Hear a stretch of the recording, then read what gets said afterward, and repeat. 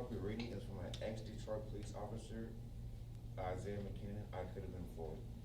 The senseless act of police brutality and discrimination took a toll in 2020, beginning with the wrongful death of George Floyd that sparked a fire and started riots across America and some other countries as well.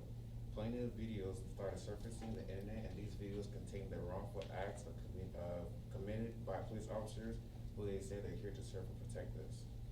In the article, Isaiah speaks on how he was treated as a young man and a person of authority, as he demonstrates how he was under constant pressure and hate under just being under hate and no, hold on. He demonstrated how much constant pressure and hate he was under based on the color of skin, the skin he was born with.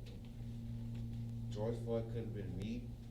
That was my first thought when I saw the video of Minneapolis police officer Derek Chauvin choking life out of George Floyd. In 1957, I was a freshman at Technical High School. As I walked home, speaking with my favorite teacher, 4 white officers jumped out of their car and started beating me. I hadn't done nothing wrong. Officers in the officers in the feared Big Four were well known in the black community for brutally maintaining their kind of law and order. The more I screamed, the more they beat me. Time seemed to stand still as I saw the anger in their faces and the horror of the faces of the black people gathered around us, yelling for the police to stop. After what felt like hours, they told me to get my butt out of there. I ran home crying, but I did not tell my parents, fearful that they'll put them in danger. I was 14, the same age as Emmett Till was killed in Mississippi 2 years earlier. I was scared, angry, and confused. Why did they hurt me? That day I promised myself I would become a Detroit police officer and change the Detroit police from the inside. As a rookie officer, I encountered casual prejudice and routine slander and brutality. Many officers refused to ride alongside with black officers. Some made cardboard dividers in patrol cars, designating the white section from the color section. Others used Lysol to disinfect seats where black officers used to sit in. Some of the white colleagues refused to sit with me and dare not to eat near me. They frequently used the N-word to describe me and other American citizens they swore to protect. A white colleague tried to kill me. 2 years later, I felt a sting of betrayal as officer during the 1967 rebellion. One night after a grooming shift, 2 white PD officers pulled me over.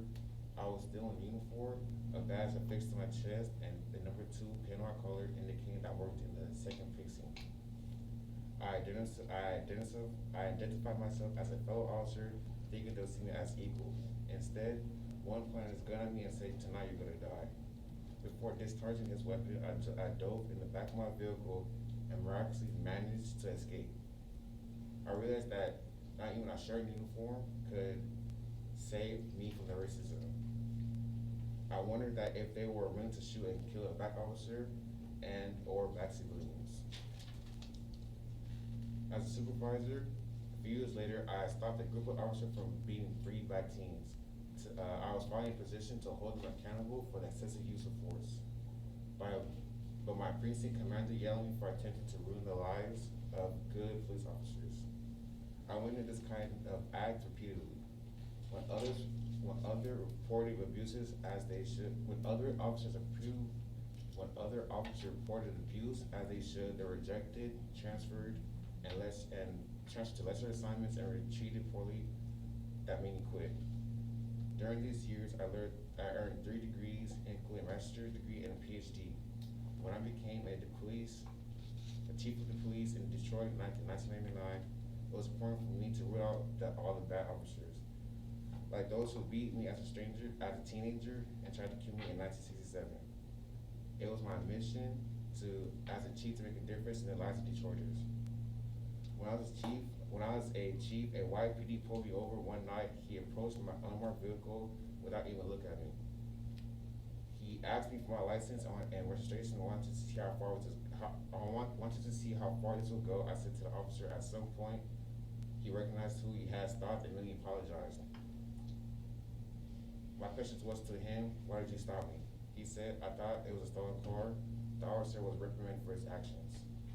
Later, as a deputy mayor, I attended a criminal justice forum in Washington, D.C. with the police chief of other high-ranking officials. from major cities in America.